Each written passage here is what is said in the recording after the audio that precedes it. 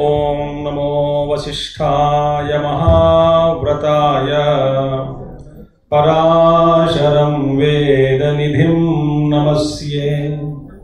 నమోస్త్వనంతాయ మహోరగాయ నమోస్తు సిద్ధేభ్యః నమోస్తు ఋషిభ్యః పరమం పరేషాం దేవేషు దేవం వరదం వరాణాం సహస్రశీర్షాయ నమః శివాయ సహస్రనామాయ జనార్దనాయ. ఓం సమస్త జన కళ్యాణే నిరతం కరుణామయం నమామి చిన్మయం దేవం సద్గురుం బ్రహ్మవిద్వరం హరి ఓం. మన నారాయణ గురువు గారు ఒక చిన్న కోరిక వెలిబుచ్చారు. యక్ష ప్రశ్నల్లో ఆయనకు నచ్చినటువంటి ప్రశ్నలు కొన్ని ఉన్నాయి, చాలా హృదయానికి దగ్గరగా ఉన్నటువంటివి ఆయనకి. ఆయన ఏమన్నారంటే, నాయన ముందు ఇది చెప్పు, తర్వాత ఇష్టం చెప్పుకోవాలి. సరే అని, అది ఏమిటి ప్రశ్న అంటే ఆఖరిలో వచ్చేటువంటి ప్రశ్న ఇది. కాబట్టి అక్కడికి వెళ్ళి మరి వెనకొద్దాం సరదాగా. ఏదో ఒకటి మీకేంటి ప్రశ్న వినాలి, అది జవాబు వినాలి. ఆ సీక్వెన్స్ అన్ని పూర్తి అవ్వదు కదా ఎలాగోలాగా. యక్ష ఉవాచ, ఆయన ఏమంటారు, ఆయన కోమోదతే కిమాశ్చర్యం కః పంథా కాచ వార్తిక మమ ఏతాన్ చతురః ప్రశ్నాన్ కథయిత్వా జలం పిబ. 4 ప్రశ్నలు. కోమోదతే అంటే ఎవరు ఆనందంగా ఉంటారు, ఎవరు హ్యాపీగా ఉంటారు, ఎవరు సుఖంగా ఉంటారు అన్నది ప్రశ్న. ఎవరు హాయిగా సుఖంగా ఉంటారు నాయన లోకంలో? కోమోదతే. రెండోది కిమాశ్చర్యం, వాట్ ఈస్ ద వండర్, ఆశ్చర్యమైనటువంటిది ఏమిటి? కః పంథా, మార్గం ఏమిటి? మంచి మార్గమే, ఉన్నత మార్గం, శ్రేయో మార్గం.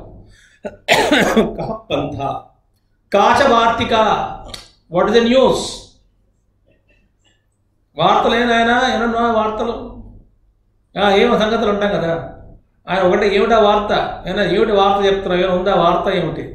వాట్ ఇస్ ద న్యూస్ అన్నాడు ఆయన.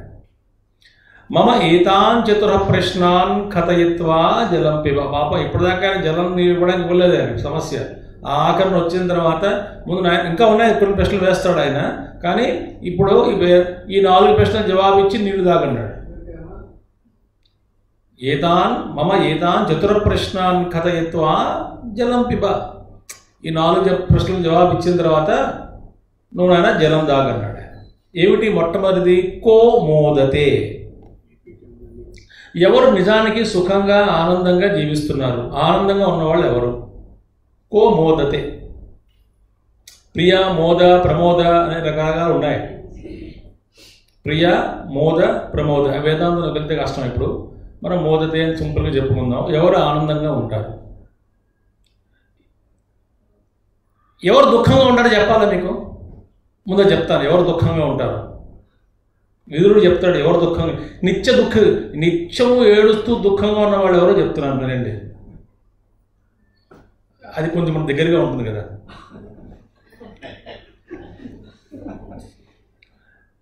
సరే. ఈర్షీ ఘృణీన సంతుష్టః క్రోధినో నిత్యశంకితః పరవాగ్యోపజీవీ చ షడైతే నిత్య దుఃఖితాః అన్నాడు ఆయన. ఎవరు? విదురుడు. ఈ 6 ఉన్నవాళ్ళ నిత్య దుఃఖిత అంటే ఎప్పుడు ఏడుస్తూ దుఃఖంగా ఉన్నటువంటి వాళ్ళే. ఈ 6 అసలు 6లో ఏదో ఒకటి ఉన్నా నిత్యం దుఃఖమే. ఇక 6 ఉంటే మహాదుఖి. వాడు పిహెచ్డి ఇచ్చి వచ్చేవాడికి డాక్టరేట్. మా గురుదేవుడు ఉంటారు డాక్టరేట్ ఇన్ స్టూపిడిటీ అని. One who has got doctorate in stupidity. ముందు చూద్దాం, మొదటి తర్వాత వద్దాం. దుఃఖం ఎవడో? ఈర్షి. ఎప్పుడు కూడా ఈర్ష్యతో రగులుతున్నటువంటి వాడు. ఎంత ఈర్ష్య అంటే ఇద్దరు ముసలాళ్ళు మాట్లాడుకుంటున్నట్ట. ఏమండి మీరు ఎన్ని చపాతీలు తింటారంటే నేను 4 తింటా అన్నట్ట. అబ్బా 4 తింటారు, అరేయించుకోగలరా అన్నట్ట, అంతే. దాన్ని చూసి ఈర్ష్య, బట్టతల వాడికి జుత్తున్నవాడిని చూస్తే ఈర్ష్య. ఈర్ష్యక ఇది కాకుండా నానా రకాల ఈర్ష్యలు ఉన్నాయి. ఈర్షి, ఘృణి అంటే ఎవరు?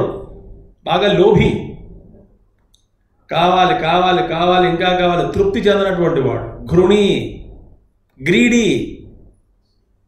ఈర్షి, ఘృణి న సంతుష్ట. భగవంతుడు మనకి ఎన్ని ఇచ్చినా సంతోషము తృప్తి అనేటువంటి మాటలు మన డిక్షనరీలోనే ఉండవు. నా సంతుష్ట, ఏదో ఒకటి. మాకు బ్రహ్మచార్యులు ఉండేవాడు, వెళ్ళిపోయిన పైకి మహానుభావుడు. ఆయన అంటుండేవాడు, నాయన ఎవరిని కూడా బావును అని అడగద్దుట, ఎందుకని ఎవడు బావులేడు కాబట్టి. ఆయన అంటుండేవాడు మహానుభావుడు. ఆయన కిసిసే కూర్చున్నాయి కైసే ఓ, ఎందుకని ఎలా ఉన్నావు అడగకూడదు, హౌ ఆర్ యు అడగకూడదు. ఎందుకని హౌ ఆర్ యు అంటే మీ సమయం వేస్ట్ అయిపోతుంది. ఎందుకని వాడి దుఃఖం అంతా చెప్తాడు. అడక్కడగా వాడు దొరికాడు, నా కోసం నన్ను అడిగాడు ఎలా ఉన్నారని కూర్చోని చెప్తానని చెప్పి కాసు టీ కాఫీ ఇప్పించి మరీ మీకు వాడి దుఃఖాన్ని అనిపిస్తాట. కాబట్టి హౌ ఆర్ యు అడగకూడదు అన్నాడు. మరి ఎలా నాయన, మరి మేము ఒకటి కలిసినప్పుడు హౌ ఆర్ యు అంటాం కదా, ఎలా ఉన్నారు అంటాం కదా, మరి ఎలా మేము కలిసినప్పుడు ఏదో చెప్పాలి కదా, హౌ ఆర్ యు అంటాం ఇంగ్లీష్లో. అలా కాదు, నేను మార్గం కనుక్కున్నాను అన్నాడు. ఏమిటది? ఆ మహానుభావుడు ఏమన్నాడంటే, ఎవరిని కలిసినప్పుట you are fine how am I అన్నాడట. నువ్వు బాగానే ఉన్నావు, నేను ఎలా ఉన్నాను అడగట వాడిని. ఏమన్నారు? నువ్వు బాగానే ఉన్నావు, నేను ఎలా ఉన్నాను, మీరు బాగానే ఉన్నారు, వేపర్ నీ మార్గం ఇది నా మార్గం అది, అయిపోయింది. You are fine how am I అన్నాడు బ్రహ్మచారి గారు ఒక ఆయన, గురుదేవ్ భక్తుడు. You are fine how am I, నువ్వు బాగానే ఉన్నావు, నేను ఎలా ఉన్నాను, మీరు బాగానే ఉన్నారు, బాయ్ బాయ్. న సంతుష్ట, ఈర్షి, ఘృణి న సంతుష్ట. నాలుగోది క్రోధిన, ఎప్పుడు కూడా కోపమే, ఏ చీదర కోపము, ఎవరు లేకపోతే వాడికే కోపం.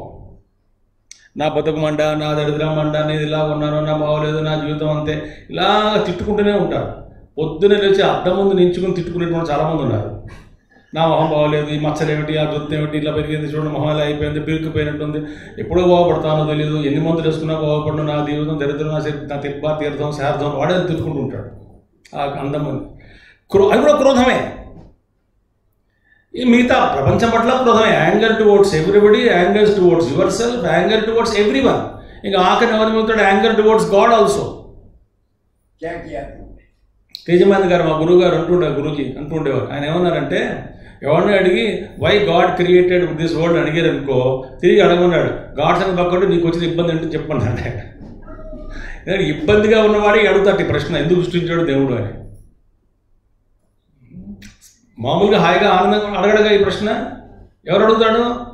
God, why did God create world? God created world, that forget about it, first of all tell me what is your problem అన్నాడు ఆయన.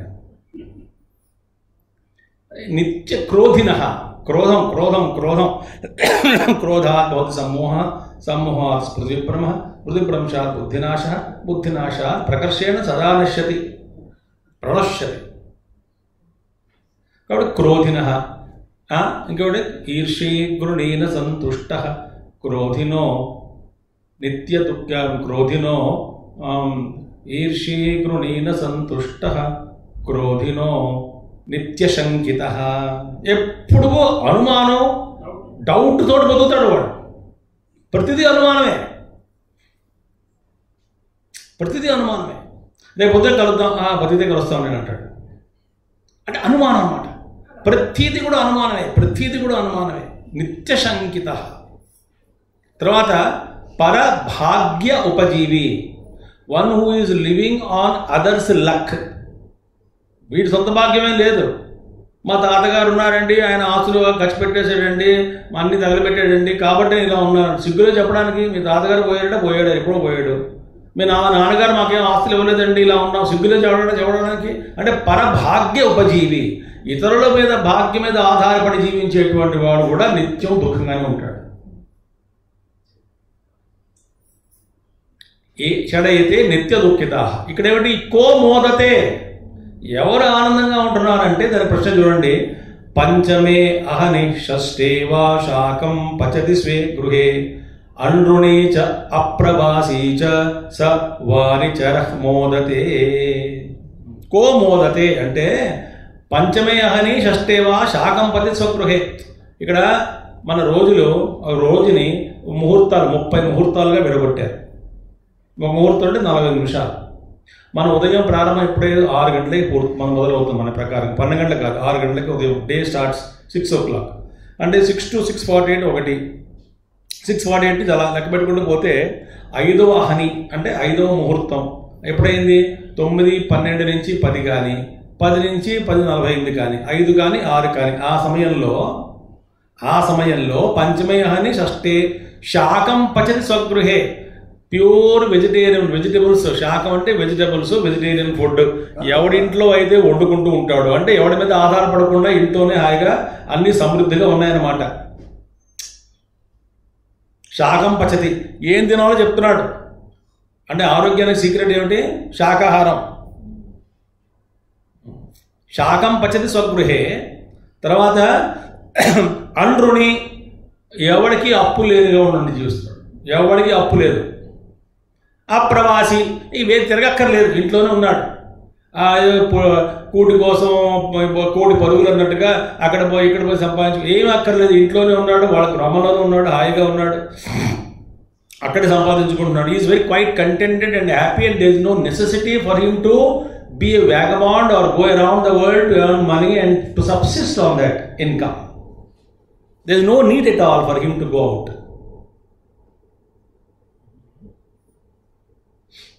చూసారా? అనునీచ అప్రవాసీచ స వారిచర మోదతే. అలాంటి వాడు హాయిగా సుఖంగా జీవిస్తున్నాడు. ఏదైనా సరే అంటే there is nothing to no debts to anybody. రుణగ్రస్తులుగా ఉండకూడదు ఎవరికి కూడా. మరో విషయం చెప్తాను. మహానుభావులు ఒక ఆయన చెప్పారు, ఒక ఆయన అవధూత, మనకి శాస్త్రంలో కూడా చెప్పొస్తుంది. బాగా జ్ఞాన సముపార్జన చేసిన తర్వాత జ్ఞానాన్ని పంచిపెట్టకుండా పోతే బ్రహ్మరాక్షసులు అవుతారట. నేను చెప్పడం శాస్త్రాలు చెప్తున్నాయి. కావాలంటే అలాంటి బ్రహ్మరాక్షసుల్ని పరిచయం చేయమంటే చేస్తాం, పిలిచి మరీ. చాలామంది ఉన్నారు పాపం. వాళ్ళకి మళ్ళీ చాలామంది మహాత్ములు కృప వల్ల వాళ్ళు మళ్ళీ వాళ్ళకి ఆశీస్సులు పొంది వాళ్ళకి మళ్ళీ ఆ మంచి జన్మ వచ్చి ఆ వచ్చే జన్మలో మళ్ళీ ఈ జ్ఞాన సంపాదన అంతా కూడా ఆ పంచిపెట్టి ఋషి రుణం తీర్చుకున్న తర్వాతనే వాళ్ళకి ముక్తి అనేటువంటిది కలుగుతుంది. మనం జ్ఞానం సంపాదించేసి ఇంట్లో కూర్చుని నేను గొప్పవాడిని మహాత్ముడు అనుకుంటే ఏం కుదరవు. చచ్చినట్టు ఋషి రుణం కూడా తీర్చమన్నారు గురువులు. మనకి ఋషుల పట్ల ఉన్నటువంటి రుణం కూడా తీర్చుకోవాలి. ఈ రుణాలు తీర్చుకుంటే కానీ ముక్తి రాదు. Is no shortcut for moksha. ఇలాంటి వాడు మోదతే. రెండో ప్రశ్న ఏమిటి? కిమాశ్చర్యం. ఆశ్చర్యమైన విషయం ఏమిటి అంటేట అహని భూతాన్ని గచ్చంతి ఇహ యమాలయం శేషాహ స్థావరమిచ్చంతి కిమాశ్చర్యమత పరం అంటాడు ఆయన. అయ్యా, ప్రతిరోజు కూడా ఎంతో మంది జనాలు చచ్చిపోతున్నారు. వాళ్ళు చక్కగా శరీరాన్ని వదిలేస్తున్నారు, పోతున్నారు. ఎంతమంది మరణిస్తున్నారు. అయినప్పటికీ కూడా వాళ్ళందరినీ చూస్తుంటాడు. చూస్తూ శేషాహ స్థావరం ఇచ్చంతి. మిగతా వాడు అనుకుంటాట నేను ఎప్పుడు కూడా అదర్స్ ఫ్యూనరల్ అటెండ్ అవ్వడం కానీ నా ఫ్యూనరల్ ఎప్పుడు రాదనుకుంటుంటాడు వీడు. అర్థమైందా జోక్? మీకు ఎప్పుడు కూడా జీవితాంతం కూడా ఇతరులు పోతే అటెండ్ అవ్వాలనుకుంటున్నాడు తప్ప నువ్వు పోతే అటెండ్ అవ్వడం రెడీగా ఉన్నారు నాయన అన్నటువంటి జ్ఞానం వీడికి ఉండదు. వీడు శాస్త్రం అనుకుంటాడు. అది ఆశ్చర్యం. ఆ చుట్టూ అంతమంది చనిపోతున్నా మరణిస్తున్నా నేను మటుకు శాశ్వతం అనుకుంటాడట. అదే చున్నాను వారు అంటూ ఉంటారు, ది అంతిమ యాత్ర, ఆ final procession is your procession but you are absent in it అన్నాడు ఆయన. చెప్పడానికి ఏమంటారు? అంతిమ యాత్ర ఎవరిది? నీదే, నువ్వులే అందులో. ఆ చిత్రపాలన అంతిమ యాత్ర వాడేంటి? వాడు కూడా పోయాడు శరీరం వదిలేసి. వాడిది కాదు, వాడి పేరు మీద చదువుతున్నాడు కానీ వాడు లేడు అక్కడ. కాబట్టి ఇదే ఆశ్చర్యం. నేను ఇంకా మరణించను, నేను శాస్త్రంగా ఉంటాను అనుకునేట్టు భ్రమ ఉంది కదా మనకి మనసులో. అంతకన్నా ఇంకా ఆశ్చర్యం ఏమని అడిగాడు. కాబట్టి there is absolutely no guarantee for our life. Any time we can get exit. మహాయోగులు అయితే చెప్పి వెళ్ళిపోతారు. ఓ గురువుగారు ఉన్నారు, ఆయన పేరు చెప్పను కావాలి నువ్వు ఇక్కడ. ఆయన మహాయోగి, లాయర్గా పనిచేసేవాడు. ఇంటికి వచ్చి మధ్యాహ్నం ఉదయం తెలుగు ఆయనే ఆ కోటు నల్లకోటు విప్పి ఆ తలుపు మీద తగిలిస్తూ, ఆ మేకు మీద తలుపు మీద తగిలిస్తూ, ఏమేమి మధ్యాహ్నం 4 గంటలకు వెళ్ళిపోతున్నాను, శరీరం వదిలేసి అన్నాడు ఆయన. ఏమైనా చెప్పాలని చెప్పన్నాడు ఆయన. అది ఆవిడ పాపం తెలుసు ఈయన మహాయోగి అని, అంత సీరియస్గా తీసుకోలేదు. 4 గంటలకి మన ఏదో ఈ హాల్ వదిలి బయటికి వెళ్ళిపోయినట్టు ఆయన శరీరం వదిలి బయటికి వెళ్ళిపోయాడు. అలాంటి మృత్యు ఎక్కడ? మెల్లగా భయపడి కాబట్టి కిమాశ్చర్యం అత అంటారు. దీనికి అతఃపరం, దీనికి మించి ఇంకా ఆశ్చర్యం ఏముంది? అందరూ మూర్ఖులు, మేము శాస్త్రం అనుకుంటారు భూమి మీద.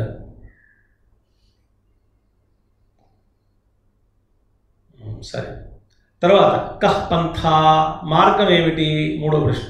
ఇందులో 3, ఈ 4 3వ ప్రశ్న. కహ్ పంథా, మార్గం ఏమిటి అంటే తర్కః అప్రతిష్ఠః, శృతయః విభిన్నాః, న ఏకః ఋషిః యస్య మతం ప్రమాణం, ధర్మస్య తత్వం నిహితం గుహాయాం, మహాజనహ్యేన గతః స పంథా.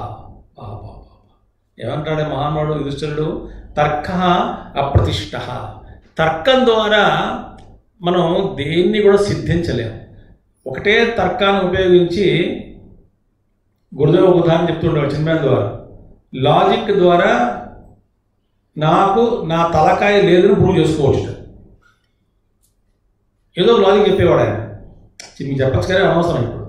ఆ లాజిక్ చెప్పి ఆ లాజిక్ ద్వారా I can prove to you that I have no head on my neck.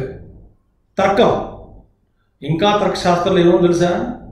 విచిత్రంగా చూపిస్తారు నవ్య న్యాయంలో. ఆ బిల్డింగ్ ఈ బిల్డింగ్ మీద ఉందో చూపించేస్తారు వాళ్ళు.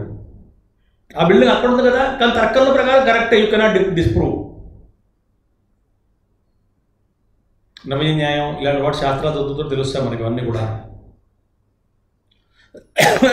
అదే ఎలాగండి అంటే చూసుకో లాజిక్ ప్రకారంగా. బోర్డు మీద చూపించేస్తాడు ఆ బిల్డింగ్ ఈ బిల్డింగ్ మీద ఉందని. నవీన న్యాయాలు న్యాయాలు ఉన్నాయి కొన్ని న్యాయశాస్త్రాలు, లాజిక్. అందుకనే శృతిమతస్తర్కోనుసంధీయత అంటారు గురు శంకరాచార్యుల వారు. అయ్యా, శృతిమాత ఇచ్చినటువంటి తర్కాన్ని నువ్వు అవలంబిస్తే బాగుపడతావు, కానీ నీ బుర్రలో ఉన్నటువంటి లాజిక్ ప్రకారంగా పోయి పాల్గొని అనుకునేది నా లాజిక్ అండి, it's my quite logical, I'm thinking from my own head, I don't have to do anything అనుకుంటే, స్వచ్ఛందంగా నీ యొక్క తర్కాన్ని ఉపయోగించుకుంటే నష్టపోతావు. కాబట్టి తర్కానికి అప్రతిష్టము అంటే ఏది కన్క్లూషన్గా ఉండదు తర్కం. కాబట్టి తర్క అప్రతిష్ట. మార్గం ఏంటని అడిగితే తర్కం కాదు. శృతయ విభిన్నా. పోనీ ఈ శాస్త్రాలు అంటే ఒక్కొక్కడు ఒక శాస్త్రం ఒక విధంగా చెప్తారు. శాస్త్రంలో కూడా ఒక విధమైన ఒక సమ్మతమైన కనిపించడం మనకి. అదే కదా బ్రహ్మసూత్రాల్లో శంకరాచార్యులు చేసిన పని అంతా కూడాను. విభిన్నంగా ఉన్నటువంటి ఉపనిషత్తు మంత్రాల్లో పరస్పరం భిన్నంగా కనబడుతున్నటువంటివి, వీటన్నింటినీ కూడా తాత్పర్యం ఏమిటి, తాత్పర్య నిర్ణయం ఏమిటి అనేటువంటిది వాటన్నిటిని కూడా క్రోడీకరించి తీసుకొచ్చి బ్రహ్మసూత్రాలు వ్యాసులు రాస్తే, ఆ వ్యాసుల ద్వారా రాసి బ్రహ్మసూత్రాలకి వ్యాఖ్యానం చేస్తే, ఎన్ని సూత్రాల్లో ఉన్నటువంటి కనబడుతున్నటువంటి భేదాలు అనేటువంటివి భేదం కాదు సుమా. వీటి అన్నిటికీ అధిష్టానంగా ఉన్నటువంటిది అద్వైతం ఒకటి. ఆ అద్వైత తత్వాన్ని అన్ని ఉపనిషత్తులు ప్రతిపాదిస్తున్నాయి అని చెప్పడానికి, ఈ మనకి బయట కనబడుతున్నటువంటి విభేదాలన్నింటినీ కూడా కాదు, విభేదాలు లేవని చూపించడానికి బ్రహ్మసూత్రాలు రాయడం వచ్చింది. అదే ఒక ఉపనిషత్తు ఇలా ఉంటుంది, మరో ఉపనిషత్తు ఇలా చెబుతుంది. చాందోగ్యంలో 3 పంచభూతాలు లేవు, 3 భూతాలే చాందోగ్యంలో. మరి మిగతా దాంట్లో పంచభూతాలు, ఒక దాంట్లో సృష్టి ఇలా ఉందంటారు, ఇంకో దాంట్లో సృష్టి ఉందంటారు, ఇంకో సృష్టి లేదంటాడు. ఏది నమ్మాలండి అంటే, కాబట్టి ఒక శాస్త్రం ఒక అధికారిని బట్టి, ఆ అధికారి ఉన్నటువంటి మనస్తత్వాన్ని బట్టి, ఆ గురువు ఆ సమయంలో వాడికి ఇచ్చినటువంటి బోధ కాబట్టి, అద్వైత ప్రతిపాదనలో విభేదం ఏమీ లేదు, కానీ మార్గాలు రకరకాలుగా ఉంటాయి కాబట్టి విభిన్నాహ. నా ఏక ఋషి కాబట్టి ఇంకొకటి ఏమిటి, ధర్మస్య తత్వం ఏక ఋషికి యస్య మతం ప్రమాణం. ఏ ఒక్క ఋషి యొక్క అభిప్రాయం కానీ ప్రమాణంగా తీసుకోవడానికి వీల్లేదు. ఒక్క ఋషి ఒక్క విధంగా చెప్పుకుంటూ పోతున్నాడు. అందరు చెప్పినవి కరెక్టే. అందుకని శివానుభూతులు మంచి పాయింట్ చెప్పేవారు. ఆయన ఏమన్నారంటే,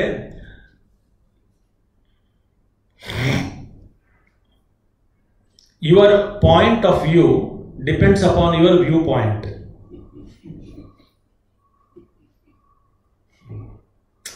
అదే కొండలు వ్యూ పాయింట్, ఇక్కడ వ్యూ పాయింట్, అక్కడ వ్యూ పాయింట్, అక్కడ వ్యూ పాయింట్ ఉంటాయి కదా కొండల్లో వెళ్తుంటే మనం. అక్కడ ఇక్కడ చూడండి, ఇది ఒక దృశ్యం.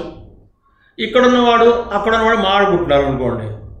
అందుకే తెలుగులో సామెత ఏముంది, గుడ్డి వాళ్ళకి కొందేలు పడుకుంటే ఒకటి తోకంటాడు, ఒకటి ఇది అంటాడు, ఒకటి కాలు అంటాడు, ఒకటి ఇది అంటాడు, అది అంటాడు, ఒకటి ఇలా ఉందంటాడు. అందరూ గుడ్డి వాళ్ళే. కాబట్టి వాడు పట్టుకున్నదే వాడు కుందేలు అనుకుంటాడు. అదేవిధంగా వ్యూ పాయింట్ మీద బట్టి పాయింట్ ఆఫ్ వ్యూ వస్తుంది. ఆ వ్యూ పాయింట్ ఎందుకు ఇచ్చాడు ఆ ఋషి అంటే, వాడి ముందు కూర్చుని ఉన్నటువంటి విద్యార్థి యొక్క దశని, వాడి అధికారిత్వాన్ని దృష్టిలో పెట్టుకుని ఆ ఋషి ఆ యొక్క శిష్యుడికి ఆ విధంగా చెప్పడం బోధ జరిగింది. మనం ఏం చేస్తాం, 10 మంది గురువుల దగ్గరికి వెళ్తాం, 10 మంది సలహాలు తీసుకుంటాం, వాళ్ళు 10 మంది 10 మంత్రాలు చెప్తారు, చచ్చిపోతారు వీడు చేయలేక, ఓ సెంటిమెంట్ తర్వాత ఏడుస్తుంది. ఎందుకు వచ్చినా కూడా రభస అంతా కూడా. ఒకడు ఆ దేవుడిని పెట్టుకుని పూజ చేసుకుంటున్నట్ట, వాడు కృష్ణుడు ఏమైంది, వాడు కృష్ణుడు ఏం బాగోలేడు, గణపతి చేసాడు, గణపతి కూడా సరిగ్గా వాడు గణపతి అనుగ్రహించలేట, కాకపోతే గణపతి మంచివాడు కాదని చెప్పి వాడు అటకం పెట్టి కూర్చోబెట్టాడు కింద నుంచి. ఆ పైన అటకం ఉంది, అక్కడే కూర్చోన్నాడు, కిందకి రాకు నువ్వు, నేను నీకు ఇవ్వాలి పూజ చేయను అని చెప్పి కృష్ణుడు ముందు పెట్టుకొచ్చాడు. కృష్ణ కృష్ణ అని. వీడు రోజు ఆ అగరబత్తి వెలిగిస్తుంటే ఆ పొగ వినాయకుడు తొండంలోకి వెళ్తున్నది కానీ కృష్ణుడు ముక్కులోకి వెళ్ళట్లేదు సార్. వీడికి వచ్చింది కోపం. అప్పుడు నేను కృష్ణుడికి ఇస్తూ ఉంటే ధూపమాకి రాపాయని ఆ పైన తొండంతో ఆయన కాకుంటున్నాడు. ఆయన ఇలాగ ఆయనతో పట్టుకుని ఆ పక్కన పెట్టి ఈయన పక్కన పెట్టి నానా గందరగోళం చేసి, కొంతమంది ఇళ్లలో ఓ 5 విగ్రహాలు పెట్టుకుంటారు పాపం. వాళ్ళని పొద్దున తొడవలేక, వాళ్ళకి స్నానం చేయించలేక, వాళ్ళకి బట్టలు కట్టాలి. కొన్ని మానేంటంటే, అమ్మో ఇంతమంది దేవుడు ఏమనుకుంటాడో, ఒకటి చందనం పెట్టి సరిగ్గా పెట్టకపోతే ఇంకోటి రాజు కనపడతాడు, నాకు సరిగ్గా బొట్టు పెట్టలేదని కట్టకు దేవుడు వచ్చి. ఇవన్నీ కూడా మనస్సు వికల్పాలు ఇవన్నీ కూడా. కాబట్టి ఈ రకరకాలుగా ఉన్నాయి. కాబట్టి యస్య మతం ప్రమాణం, ఏ మతం అభిప్రాయాన్ని ప్రమాణంగా తీసుకోలేము ఋషుల యొక్క. అంటే ఒక ఋషి ఒక విధంగా వచ్చారు, ఇదమర్థంగా చెప్పగలమా అంటే కాదు నాయన, చెప్పలేము. అది కష్టమే. మరి ఏది పంథ మార్గం ఏమిటి? ధర్మస్య తత్వం నిహితం గుహాయాం. పోనీ ధర్మం ఉంటే అది చాలా నిగూఢమైనటువంటిది. ధర్మాన్ని అర్థం చేసుకోవడం జాగ్రత్తగా వినండి. ధర్మాన్ని శాస్త్రాల ద్వారాను ప్రవచనం ద్వారా అర్థం చేసుకోవచ్చేమో కానీ ధర్మ సూక్ష్మాన్ని మటుకు అర్థం చేసుకోవడం కష్టం. మహాభారతంలో కృష్ణుడు, విదురుడు, యుధిష్ఠిరుడు తప్ప మిగతా ఎవరికి ధర్మ సూక్ష్మం అర్థం కాలేదు. భీష్మాచార్యుడు కూడా అర్థం కాలేదు. ఒక్క తప్పు చేశాడు ఆయన, భీష్మాచార్యుడు కూడా ధర్మ సూక్ష్మంలో. చెప్తాం ఏంటి ఉదాహరణకి, ద్రౌపది సభలో ద్రౌపది పాపం ఆవిడకి అవమానం పరుస్తున్నప్పుడు మరి ఈయన వచ్చి లేచి నిలబడి కాపాడచ్చు కదా. కాదు, మాది సేవాధర్మము, వాళ్ళ కింద మేము సేవ చేస్తున్నాం కాబట్టి, వాళ్ళు రాజులు కాబట్టి మేము సేవాధర్మంలో ఉన్నాం కాబట్టి మేము ఈ ద్రౌపదిని కాపాడుకోలేము, ఏం చేయలేకపోయి అని అన్నాడు కదా వాళ్ళందరూ కూడాను, ద్రోణాచార్యుడు, భీష్మాచార్యులు కూడాను. కానీ వాళ్ళు అక్కడ ధర్మ సూక్ష్మంలో తప్పు ఏం చేశారంటే, పెద్దవాళ్ళు ఏం చెప్తారంటే, అయ్యా నువ్వు సేవాధర్మం సరే, కానీ దుర్యోధనుడు నువ్వు తాతవు కదా, మరి తాత ధర్మం ఏంటి, మనవాడిని ఒక లాభ పాలనకు వచ్చి చెప్పచ్చు కదా, తప్పు చేస్తున్నావు చెప్పచ్చు కదా, ఆ ధర్మం ఎందుకు నువ్వు తీసుకురాలేదు? క్షత్రియ ధర్మం కదా, నువ్వు క్షత్రుడు కదా, క్షత్రుడు ఎక్కడ న్యాయం చేసినా సరే ప్రతిఘటించాలి కదా, మరి క్షాత్ర ధర్మం ఎందుకు నువ్వు తీసుకురాలేదు? రకరకాల ధర్మాలు ఆపరేషన్లో ఉన్నప్పటికీ కూడా నువ్వు సేవా ధర్మాన్ని ఎందుకు అనుకున్నావు ఆ సమయంలో? అంటే ఒకటే క్షణంలో ఎన్నో రకాల ధర్మములు ఆపరేషనబుల్ అయినప్పటికీ కూడా ఆ సమయంలో ఏ ధర్మాన్ని అనుసరించాలనేటువంటి సూక్ష్మ విషయం తెలిసినటువంటి వాడు చాలా అరుదు. మన మహానుభావుడు భీష్మాచార్యుడే ఆ అపక్షలో తప్పు చేయడం బట్టి ఆయనకు అక్కర్లేకపోయినా, అసలు అవసరం లేదు ఆయనకి, ఆ అంపశయ మీద ఉన్న మహాయోగి ఆయన, అయినప్పటికీ కూడా ఆ ఒక్క తప్పు చేసేది కాబట్టి ఏదో అది క్షీణించుకోవాలి కాబట్టి అంపశయం మీద పడి బాధపడ్డాడు మహానుభావుడు 58 రోజులు. నిజానికి అది అనవసరం ఆయనకి. కాబట్టి ధర్మం అనేటువంటి ఇంకో విషయం చెప్తాను, ధర్మ విషయంలో జాగ్రత్తగానండి. వీళ్ళందరూ యాత్ర చేస్తున్నారు, కథలో వెళ్ళడానికి ప్రవేశించడం కష్టం. ఏదో మొత్తానికి అర్జునుడేమో స్వర్గానికి వెళ్ళిపోయాడు, 5 సంవత్సరాలు స్వర్గంలో ఉన్నాడు, 12 సంవత్సరాల్లో 5 సంవత్సరాలు స్వర్గంలో ఉన్నాడు. ఒక రోజేమో లోమశ మహర్షి స్వర్గానికి వెళ్తే అర్జునుడు అడిగాడు, అయ్యా మా అన్నదమ్ములు బాగున్నారు అంటే వాళ్ళందరూ బాగా చూస్తున్నాడు పైనుంచి. అర్జునుడు దుఃఖంగా ఉన్నారు, ఏడుస్తూ కూర్చున్నారు, ఆ కామ్యకోణంలోనూ లేకపోతే ఆ ద్వైతంలోనూ కూర్చొని బాధపడుతున్నారు. ఈరోజు బాధపడుతున్నారు, అర్జునుడు లేడు మా మధ్య, అర్జునుడు లేడు అందరూ బాధపడుతున్నారు, ద్రౌపదిను ఈ 4 అన్నములు కూడాను. అయ్యా లోమశ మహర్షి గారు, మీరు పని చేయండి, మా వాళ్ళని వెళ్ళి మేము బాగున్నా అని చెప్పండి, నా సందేశాన్ని చెప్పండి, అలా కూర్చుని నా కోసం బాధపడే కన్నా దయచేసి మీరు వాళ్ళందరినీ కూడా తీర్థయాత్రల కోసం తిప్పుతూ ఉండండి, తీర్థయాత్ర చేయించండి, కొంత మనసుకు ఉపశమనం కలుగుతుంది వాళ్ళకి, అదే అడవిలో కూర్చొని బాధపడే కానీ తిప్పమంటే లోమహర్షి మహర్షి వచ్చి నాయన అర్జునుడిని కలిశాను, అబ్బా అర్జునుడు ఎలా ఉన్నాడు, బాగున్నాడా, ఏం నేర్చుకుంటా అన్ని వివరాలు చెప్పిన తర్వాత పదండి నాయన అర్జునుడి కోరిక మిమ్మల్ని తీర్థయాత్రలు తీసుకెళ్ళాలంటే తీర్థయాత్రలు బయలుదేరుతారు వాళ్ళు. మొత్తం ఈ భారత పరిక్రమ అంతా చేస్తారు. చేసి ఎక్కడి నుంచి ఆ ఇంద్రప్రస్థ నుంచి కలకట్ట వైపు, ఆ తర్వాత అలా కిందకు వచ్చి ఒరిస్సా, ఆంధ్ర, తమిళనాడు, కేరళ, మళ్ళీ పక్కకి కేరళ, ఆ కర్ణాటక, తర్వాత అవన్నీ తిరిగి మహారాష్ట్ర దాటి గుజరాత్, ద్వారక. వాళ్ళు ఎక్కడ వనవాసం కాబట్టి ఏ నగరంలోనే ప్రవేశించకుండా నగర పొలిమేరల్లోంచే వెళ్తుండాలి. అదొక నియమం వనవాసంలో. వనంలో ఉండాలిగా, నగరంలో ప్రవేశం లేదు నీకు. అక్కడ ద్వారక బయట, ఊరు బయట, ద్వారక బయట వీళ్ళందరూ బట్టలు మాసిపోయి అదే ఉన్నారు, కొన్ని పరిచారకులు ఉన్నారు, వీళ్ళందరూ కూడా చెట్ల కింద పడుకుంటే ఎవరో ఒకటి చూసి వీళ్ళు ఏమిటి అనుమానంగా ఉంది, వీళ్ళు పాండవులేమో అని చెప్పి వెళ్ళి కృష్ణుడికి చెప్పాడు వాసుదేవుడికేను. ఆ పొలిమేరలో ఎవరో పడుకున్నారండి, 5 ఉన్నారు, బ్రహ్మాండంగా ఉన్నాడు, ఒకటి భీమకాయల్లో ఉన్నాడు, భీముడు అనుకుంటాను, గొప్ప తేజవంతులు, కానీ అలా పడుకున్నారు చెట్ల కింద, వాళ్ళు ఏదో పాండవుల్లాగా ఉన్నారు, కొంచెం మీరు చూసి కనుక్కోండి అంటే వార్త వస్తే వీళ్ళందరూ బయలుదేరుతారు. కృష్ణుడు, బలరాముడు, తర్వాత సాత్యకి, వీళ్ళందరూ కూడా అడవిలోకి వెళ్ళి చూసి వీళ్ళందరినీ చూసి బాధపడారు. అప్పుడు పెద్ద చర్చ జరుగుతుంది అక్కడ. వీళ్ళు ఏమంటారంటే అందరూ కూడా సాత్యకి, తర్వాత కొంతమంది యాదవ వీరులు, వీళ్ళందరూ ఏమంటారంటే యుధిష్ఠిరా ఈ క్షణంలో చెప్పు, నువ్వు కృష్ణుడు రా పక్కనే చెప్పు నాయన అని చెప్పి వాడు ధర్మబోధ చేస్తారు యుధిష్ఠిరుడికి. ఏమని, నాయన 13 సంవత్సరాలు ఈజుకుంటే 13 రోజుల నుండి చెప్పుకోవచ్చు మనం ఒక లెక్క ప్రకారంగా.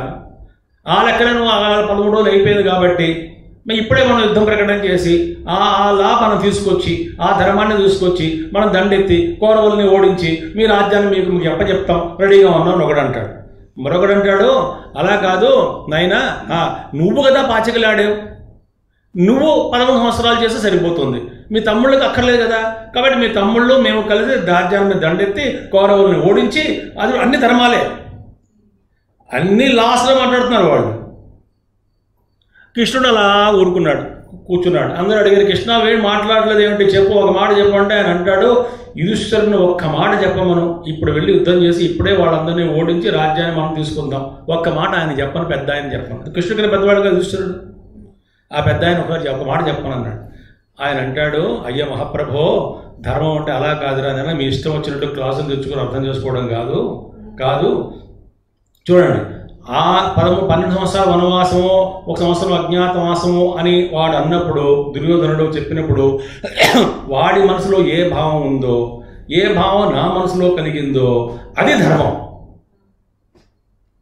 అంతేకాని ఇది లా, ఇంటర్ప్రిటేషన్ ఆఫ్ లా అని చెప్పి నీ క్రికెట్ ఇంటలెక్ట్ పట్టుకొచ్చి దాన్ని ట్విస్ట్ చేసి నా హృదయంలో, నావాడికి తెలుసు, దుర్యోధనుడు తెలుసు, నేను సరిగ్గా అర్థం చేసుకున్న విషయం ఆయనకు తెలుసు, నేను సరిగ్గా అర్థం చేసుకున్న విషయం ఆయనకు తెలుసు, ఆయన సరిగ్గా అర్థం చేసుకున్నాడు నా విషయం అని చెప్పి నాకు తెలుసు.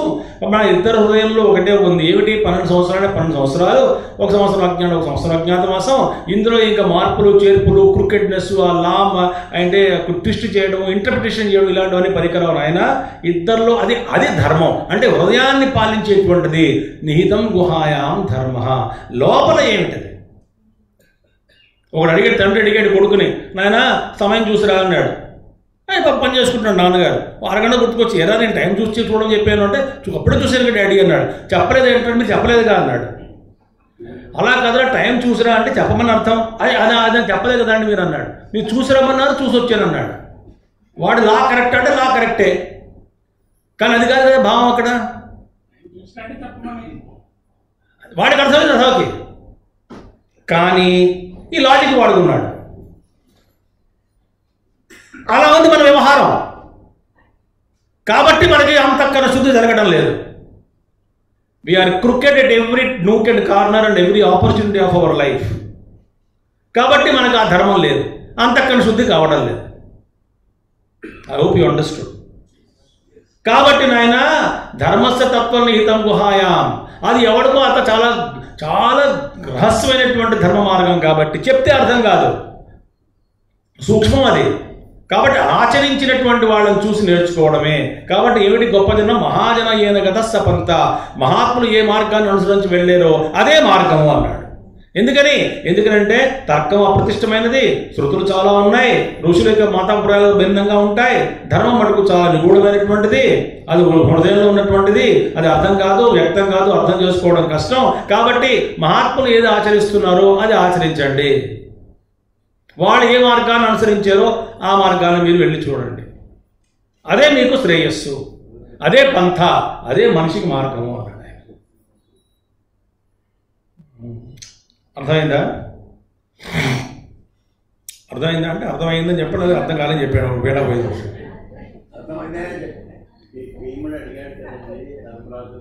ఏమండి?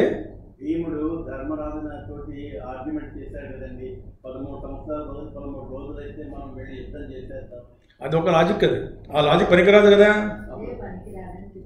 ఇప్పుడే చెప్పాను పనికిరాదని. అదంతా కూడా కుతర్కము, అది కాదు ధర్మం అంటే. అది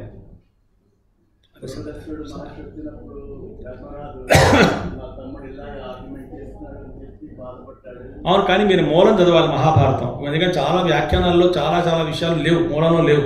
అవి ఎక్కడ కూడా ఉన్నది కూడా తెలియదు మనకి. ఉదాహరణకి ఆ పండు, అర్జునుడు ఆ పండు, ద్రౌపది ఆ పండు పడ్డం, అసలు మూలంలో లేనే లేదు. అది చాలా ప్రాంతీయ మహాభారతాలు ఉన్నాయి, అవన్నీ ఇందులో యాడ్ చేశారు వీళ్ళు కొంతమంది. వాటి ప్రమాణం లేదు. ఉన్నాయి, అది కొంచెం కవి స్వేచ్ఛ అంటాం వాళ్ళని. తీసుకుంటారు. సరే, నాకు ఆ స్వేచ్ఛ లేదు కాబట్టి ఐ స్టిక్ టు ఒరిజినల్. కాచ వార్తిక. వార్త ఏమిటైనా ఏమిటి, ఏం జరుగుతున్నది అంటే చెప్తున్నాడు చూడండి. అస్మిన్ మహామోహమయే కటాహే సూర్యాగ్న రాత్రిదివ ఇచ్చ ఇంధనేన మాస ఋతు దర్వీ పరిఘట్టనేన భూతాని కాలా పచతి ఇది వార్తా. సందు విడగొట్టాను అక్కడ, అంతకనికి వెళ్ళి. అస్మిన్ మహామోహమయే కటాహే. చూడండి, కాల భూతాని పచతి ఇది వార్త. సమయం ఏం చేస్తున్నదట, అన్ని భూతములు అంటే అన్ని ప్రాణుల్ని కూడా చక్కగా వండుకుని తింటున్నదట. కాలో భక్షతి, కాలో జగద్భక్షక అంటాం కదా. శంకరాచార్యులు అంటారు కాలో జగద్భక్షక అంటారు. ఇది శివాపరాధ క్షమాపణ స్తోత్రంలో చాలా బాగుంటుంది. శివాపరాధ క్షమాపణ అందులో ఉంటాడు ఆయన. చెప్తా వస్తున్నా. కాబట్టి ఈ కాల భూతాన్ని పచతి. ఈ సమస్త ఎందులోట చూడండి, ఎందులో అది టైం కుకింగ్ ఆల్ బీయింగ్స్. ఎందులో ఉడుకోవడం పెడుతున్నదట చూడండి. అది ఏమిటది, కాలం వండుతున్నది. ఆ నిప్పు ఏమిటి, సూర్యుడే వంటకి నిప్పుట. ఆ సూర్యుడు అనేటువంటిది సూర్యుడు కాలం కదా, సూర్యుడు వంట నిప్పు. అందులో సమిధలు ఏమిటి, దినము రాత్రి పగలు సమిధలు. రాత్రి పగలు సమిధలు పెట్టి సూర్యుడు అనేటువంటి అగ్ని ప్రజ్వలింపజేసినప్పుడు అందులో తర్వాత సమిధలు, మాసాలు ఋతువులు గరిటట, మాసములు ఋతువులు తిప్పేటువంటి గరిట అయిపోయిందా, ఆ గరిటలో తిప్పుతున్నది. మరి వంట పాత్ర ఏమిటి, మహామోహ రూపమైనటువంటి సంసారమే వంట పాత్ర. ఈ మోహ రూపమైనటువంటి సంసారం అనేటువంటి వంట పాత్రలో సూర్యుడు అనేటువంటి అగ్ని కింద ఉండగా వాటిలో ఆ చెక్క సమిధలు ఏమిటి, దినము పగలు రాత్రి సమిధలు ఉండగా గరిట ఏమిటి, మాసములు ఋతములు అన్నీ కూడా గరిటగా ఉంటూ తిప్పుతున్నది. ఎవరు, కాలం. ఏం వండుతున్నది, ఎవరిని అంటే కాల జగద్భక్షక. సమస్త ప్రాణుల్ని సమస్తాన్ని కూడా కాలమే సంహరిస్తున్నది, హరిస్తున్నది. ఏది ఉండదండి బాబు. మీ విద్య ఉండదు, మీ నాలెడ్జ్ ఉండదు, మీ స్మృతి ఉండదు, మీ చుట్టాలు ఉండరు, బంధువులు ఉండరు. అసలు మరణించిన తర్వాత అసలు అంత జస్ట్ టక్ టక్ టక్ ఎవ్రీథింగ్ ఫర్గాట్. ఏమీ గుర్తుండదు. ఏదో పెద్ద మహామాయ. అసలు దేనికి కూడా అంటించుకోకూడదు మనం. ఇప్పుడున్నటువంటి జ్ఞానం వచ్చేదిలో ఉంటుందా అంటే ఉండదు. కేవలం ఆ ఎవల్యూషన్ అనేటువంటి ఒకటి జరుగుతుంది, అది మట్టుకు వస్తుంది. ఆ నెక్స్ట్ ఆ ఎవల్యూషన్కి కావాల్సిన ఇస్తాడు దేవుడు. అంతేకాని నేను ఈ గత జన్మలో ఈ పండితుడిని, ఆ పండితుడిని, ఆ జ్ఞాని, ఈ జ్ఞాని, ఆ జ్ఞానం అంతా నాకు వచ్చారంటే ఏమీ రాదు. అంతా మహామాయ. ఈ కాలం అనేటువంటిది ఎప్పుడు కూడా అలాగా అందరినీ చేస్తున్నది. కాలో భక్షక. కాలం అలాగా కంటిన్యూస్గా తింటూనే ఉన్నది మనల్ని. ఒక కథ చెప్తాను, మహాభారతంలో వస్తుంది. కథలంటే మీకు ఇష్టం కదా? ఇష్టమా కదా? మనకు సైలెంట్ కూడా అనుమానం వస్తుంది, నాకు ఇష్టం లేదమ్మని చెప్పి కథ చెప్పడం మానేస్తాను. ఇష్టం చూడండి, మహాభారతంలో వస్తుంది. ఒక ముసలి అవ్వ, ముసలావిడ, బామ్మగారు, ఓ మనవడు ఉన్నారు. ఆ అడవులు ఎక్కడో జీవిస్తున్నారు. ఈ మనవడిని ఒకరోజు పాము గరిచేసింది. పాము గరిసేవాడు చచ్చిపోయాడు. చచ్చిపోతే వీడు ఏడుస్తున్నారు, పాపం ఆ శవం పెట్టుకో, అయ్యో నాకు మా అక్కడే మనవడు ఆశ్రయం. ఆ అడవిలో ఎక్కడో చిన్న చిన్న గ్రామాలు ఉంటే వాళ్ళు ఏడుస్తున్నారు, వాళ్ళు అక్కడ ఆవిడ ఏడుస్తున్నారు. అందరూ వచ్చారు, గుమ్ముగూడారు, పాపం ఏదో శాంతింపజేస్తున్నారు ఆవిడని. ఈ లోపల ఒక వేటగాడు కాటేసిన పావుని పట్టుకుని తన బాణానికి కట్టి దాన్ని ఇలా వేలాడి తీసుకొచ్చి ఈ అవ్వదిని తీసుకొచ్చాడు. చాలా పెద్ద సంభాషణ అది, చాలా క్లుప్తంగా చెప్తాను మీకు, సంక్షిప్తంగా చెప్పేస్తాను. చాలా పెద్ద చాప్టర్ అది. తీసుకొచ్చి, అవ్వా ఈ వీడే నీ మనవడిని కాటేశాడు కాబట్టి చెప్పు, వీడికి ఏం శిక్ష ఇవ్వాలి? తిప్పి తిప్పి ఈ తలకాయను బండరాసి కొట్టి చంపమంటావా? బాణంతో గుచ్చి చంపమంటావా? అగ్నిలో పడేసి కాల్చమంటావా ఈ పావుని? ఆ పావులా వింటున్నాడు వాడు వింటున్నాడు పావు. అంటే అవ్వ ఏం మాట్లాడదు. నేనేదో నా మనడు దుఃఖం నుండి వీడు పాము పడుకొచ్చాడు అక్కడి నుంచి, వాడు అలాగే బతికిరాడు, వీడేటో గొడవ బాబు అనుకుంటుంది ఆవిడ. చెప్పవా తొందర చెప్పు అంటాడు. ఈ పాము అంటాడో మీ ఇష్టం. రే నాయనా, నన్ను పట్టుకున్నావంటరా, నేను వద్ద వాడి చావు కారణమైనట్టు, నేను అసలు కానే కాదు అంటాడు. వీడు పెద్ద అక్కడ ఉంటుంది ఆడ. ఆ కారణం ఏమిటి, డైరెక్ట్ కారణం ఏమిటి, ఇండైరెక్ట్ కాజ్ ఏమిటి, పెద్ద చర్చ జరుగుతుంది అక్కడ. నేను కాదు నాయన, నాదేమిటి? వాడంటాడు, ఎవడు కారణమైనా సరే చంపింది నువ్వే కాబట్టి నువ్వే ముందు పనిష్మెంట్ తీసుకోవాల్సిందే, నువ్వే ఎగ్జిక్యూట్ చేసావు. వీడంటాడు, పాము అంటాడు, నేను కాదు నాయన, నన్ను ప్రేరణ కలిగించినటువంటిది ఎవరో కాదు, మృత్యుదేవతను అడగాలి. ఆ మృత్యుదేవత నాకు ప్రేరణ కలిగించింది కాబట్టి వీడిని కాటేశాడు. కాబట్టి నువ్వు తిట్టాలి, పనిష్మెంట్ ఇవ్వాలంటే మృత్యుదేవతకి పనిష్మెంట్ ఇచ్చుకో, నాకు మట్టుకు కాదంటాడు ఆ పాము. నన్ను అడుగుతామంటే ఆ బాబు నేను చిన్న మాధ్యమాన్ని వాడికి తాట ఇచ్చాడు, కాటేసేసాడు, అంతే, కడిచారు, అయిపోయింది. నాకు అసలు ఏం తెలియదు, నాకు పాపం లేదు, పుణ్యం లేదు. ఆ మృత్యుదేవత అక్కడ దగ్గరగా వెళ్తూ, వీడవడం రాబు నన్ను బ్లేమ్ చేస్తున్నాడని వచ్చింటే ఆవిడ వచ్చి ఆవిడ సంభాషణ దిగింది. ఆవిడ ఉంటుంది, నేను కాదు కారణం. మళ్ళీ వీళ్ళ ముగ్గురు చర్చలు, ఇది ఈ వేటగాడు, పాము, ఈ మృత్యుదేవత. పాము ఉంటుంది, నువ్వే కదా అంటుంది. నేను కాదంటుంది మృత్యుదేవత. నేను కాదు, అసలు నాకు ప్రేరణ కలిగించింది నేనే, నాకే పని పాట అందరిని చంపడం, నాకు అసలు నా ఉద్యోగమే నాకు ఇష్టం లేదు, నేను చెప్పడం లేదు. ఇది వచ్చింది మహాభారతంలో వస్తుంది ప్రస్తావన, చాలా పెద్దది. అసలు మృత్యుదేవత అనేటువంటి ఆవిడని బ్రహ్మదేవ అసలు ఇంకా చెప్పాలంటే మొట్టమొదట్లోట మానవ జాతికిను దేవతలకి ఇతర లోకాలకి పరస్పర సంబంధం చాలా బాగా దగ్గరగా ఉండేది, చాలా దగ్గరగా ఉండేది. అంటే వీడు ఎక్కడికి వెళ్ళినా అక్కడ రావడం జరుగుతూ ఉండేది చక్కగా. కానీ ఎప్పుడైతే మనుషుల్లో ఈ గ్రీడ్ అది పెరిగిందో వాళ్ళు దూరం వెళ్ళిపోయి రావడం మానేశారు. ఇంకా వీళ్ళకి మొదట్లోట మరణం కూడా లేదు మానవ జాతికి. వాళ్ళతో వాళ్ళని అన్ని కార్యక్రమాలు పూర్తి చేసుకున్న తర్వాత అందరిని కూర్చోబెట్టి మేము వదిలి వెళ్ళిపోతున్నాం, సంతోషం తృప్తిగా ఉందని చెప్పి వెళ్ళిపోయేవాళ్ళు. ఆ తర్వాత చవడం మానేశాడు, పోవడం మానేడు. వీడు ఇక్కడే ఉంటానన్నాడు గ్రీడ్ వల్ల. అప్పుడు వీళ్ళని చంపడాలని చెప్పి ఒక మృత్యుతో సృష్టించాల్సి వచ్చింది. ఆవిడంటుంది, ఇంత దరిద్రుడు ఉద్యోగం నాకు వద్దంది ఆవిడ. చంపేస్తానన్నాడు బ్రహ్మదేవుడు, చేయాల్సిందే అన్నాడు.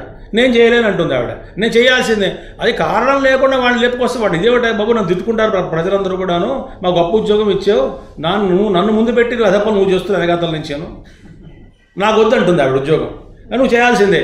కాబట్టి ఏదో కారణం ఉండాలి కదా, సరే రోగం అనే కారణం తెచ్చుకో అంటాడు.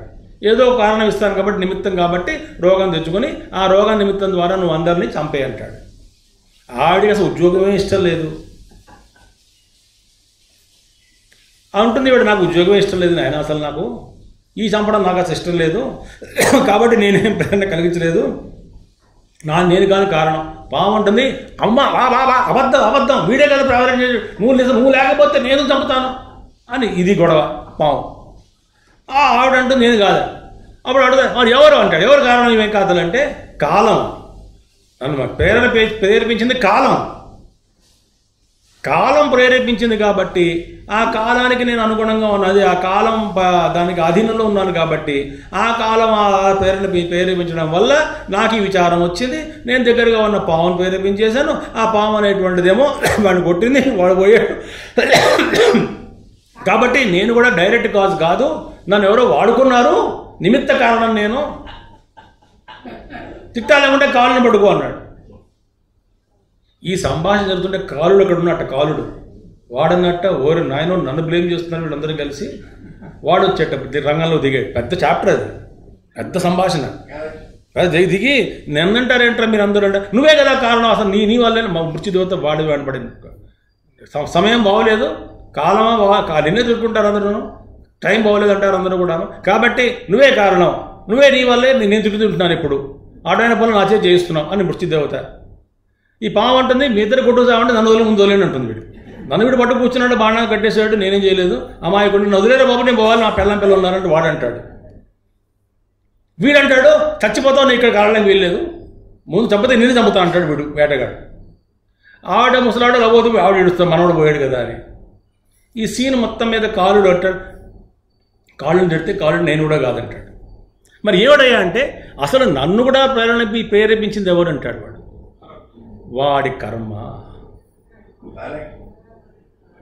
కాబట్టి ఆ కర్మే కాలానికి ప్రేరణ. ఆ కాలం నిమిత్తంగా వాడుకున్నది ఎవరు? కర్మ. ఆ కాలం ఏం చేస్తాడు? మృత్యుదేవత నిమిత్తంగా వాడుకున్నాడు. మృత్యుదేవత ఏదో ఒక మాధ్యమాన్ని వాడుకుంది, అది పావుని. పావు ద్వారా కాటేసింది. ఇప్పుడు ఎవరు కారణం? ఎవరు కాదు కారణం. కాబట్టి నోరు మూసుకుని ఇంకెవరు నిందించడం మానేయాలి. నేను ఏం లేదండి అలా నిందించున్నానండి, వాడు వచ్చి గుద్దేటండి విధమున్నా కొడుకు, నా కాళ్ళ కొట్టాడండి, వాడే అనుకోవట్లేదు, నీ కర్మే ఆరోపణలో వచ్చినప్పుడు.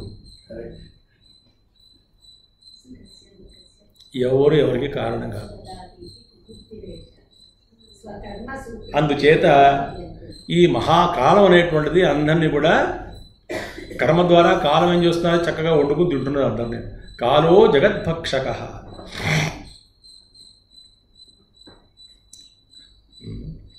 ఆదౌ కర్మ ప్రసంగాత్ కలయతి కలుషం మాతృకుక్షౌ స్థితం మాం విన్మూత్రామేధ్య మధ్యే క్వతయతి నితరాం జాఠరో జాతవేదాః శైవీ చింతావిహీనం మమ. యవనంలో ప్రౌఢోహం యవ్వనస్థో విషయ విషధరై పంచభిర్మర్మసందో దష్టో నష్టో వివేకసుతధన యువతి స్వాదసౌఖ్యే నిషన్నః శైవీ చింతావిహీనం మమ హృదయమహో మానగర్వాధిరూఢం క్షంతం యో మే పరాద శివ శివ శివ భో శ్రీ మహాదేవ శంభో. మొదట్లో విన్మూత్రామేధ్య మధ్యే క్వథయతి నితరాం శక్యతే కేన వక్తుం యద్యద్యత్ర దుఃఖం శక్యతే కేన వక్తుం క్వథయతి నితరాం. ఏ పాపం చేశానో నాయన, అటువంటి మళ్ళీ గర్భనరకంలో పెట్టావు. ఆ విన్మూత్ర మేధ్య మధ్య ఆ యూరిన్ ఫేకల్ మ్యాటర్ మధ్య నన్ను పెట్టావు. బయటకు వచ్చిన తర్వాత పోనీ ఆయన ఉంటే చీమలు కొడుతున్నాయి, ఏమి నిస్సాహితులు పడుకున్నాను, అలా ఉంటాను, ఏడుస్తాను తప్ప ఇంకేం తెలియదు. ఏమైనా వచ్చేసరికి గర్వం పెరుగుతుంది, వృద్ధాప్యంలో ఇంకొక చింత. ఎప్పుడు కూడా ఈ అవస్థల్లో నేను ఎప్పుడు నిస్మరణ చేయలేదు, నాకు క్షమించమంటాడు. కాబట్టి కాలం అనేటువంటిది అందరినీ హరిస్తున్నది. కాబట్టి నథింగ్, దేన్ని పట్టుకోవద్దు. అయితే నేను ఒక రహస్యం చెప్తాను. ఒక స్థితికి వచ్చిన తర్వాత అన్నాను అంటే ఎలాగా? రామకృష్ణ, వివేకానంద, తపోవన్ మహారాజు, గురుదేవులు, అలాంటి ఒక అద్భుతమైనటువంటి గురు శిష్యులు, అంటే అలాంటి శిష్యులు అయిన తర్వాత, ఆ శిష్యత్వాన్ని మనం పొందిన తర్వాత, అంటే ఆ స్థాయికి వెళ్ళిన తర్వాత ఆ గురువుకి శిష్యుడికి ఉన్నటువంటి సంబంధమే శాశ్వతం. ఏ సంబంధమో శాశ్వతం కాదు. మీకు తెలుసు కదా, రామకృష్ణ వారు కథ చెప్పారు. కథ అంటే జరిగిన విషయం. తపోలోకంలో ఓ ఋషీశ్వరుడు తపస్సు చేసుకుంటున్నాడు. పెద్దవాడు, గడ్డంతోడు, మహానుభావుడు, చాలా తపస్సు చేసుకుంటున్నాడు. దీర్ఘ తపస్సులో ఉన్నాడు తపోలోకంలో. ఆ చిన్న పిల్లవాడు పాకుడుతూ వెళ్ళి వాడు తట్టి లేపి వాళ్ళ లోకంలో ఉన్న పిల్లవాడు ఎవరు లేపితే, ఏమిట్రా నువ్వు లేపేవనంటే, పద మనం భూలోకానికి వెళ్ళి పని చేద్దాం అన్నట్ట. నేను తపస్సు చేసుకుంటున్నాను, చాలు చేసిన తపస్సు చాలు, వాడికి కొంచెం పని చేయాలి కిందకి అన్నట్ట. ఆ పిల్లవాడు రామకృష్ణ పరమహంస, ఆ తపస్సుకి సంపన్నుడు వివేకానంద. ఆయన చెప్పిన కథలు ఇవన్నీ జరిగినవి. వాళ్ళిద్దరు కలిసి వచ్చారు. ఆ స్థితికి వెళ్ళిన తర్వాత గురు శిష్యుల యొక్క సంబంధం అనేటువంటి శాస్త్రంగా ఉంటుంది. అప్పటిదాకా గురువులు కూడా మారిపోతూ ఉంటారు.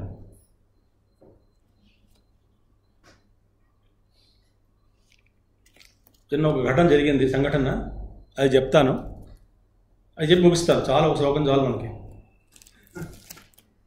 ఎక్కువైతే అరగదు.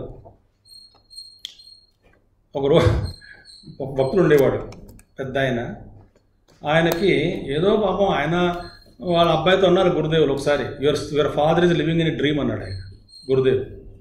ఈయన ఏదో రకంగా ఏదో రకంగా ఉండేవాడు.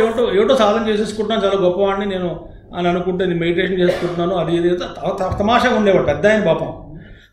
ఏదో హార్మోన్ తెచ్చుకొని భజన పాడేవాడు గురుదేవుల దగ్గర ముందు. ఒకరోజు గురుదేవ్ వచ్చినప్పుడు, హైదరాబాద్ వచ్చినప్పుడు, ఒక ఇంట్లో మేము 10 మంది అంతా కూర్చున్నాం, అంతే, ఎవరు లేరు, 8 మంది ఆయన చుట్టూ కూర్చున్నా. నేను కాళ్ళ దగ్గరే కూర్చున్నాను నేను. ఈయనేమో ఆ పక్కన కూర్చుని హార్మోన్ పెట్టుకుని భజన పాడుతున్నాడు. బాగా పాడుతున్నాడు, భజన బాగా పాడుతాడు. పెద్ద ఆయన భజన పాడుతున్నాడు హార్మోనియం వాయిస్తూ కళ్ళు మూసుకుని. ఆ సమయంలో గురుదేవులు కూడా కళ్ళు మూసుకున్నారు. వీళ్ళిద్దరూ కళ్ళు మూసుకున్నారు కదా, ఈయన పాడడానికి కళ్ళు మూసుకున్నాడు, ఆయన వింటూ కళ్ళు మూసుకున్నారు.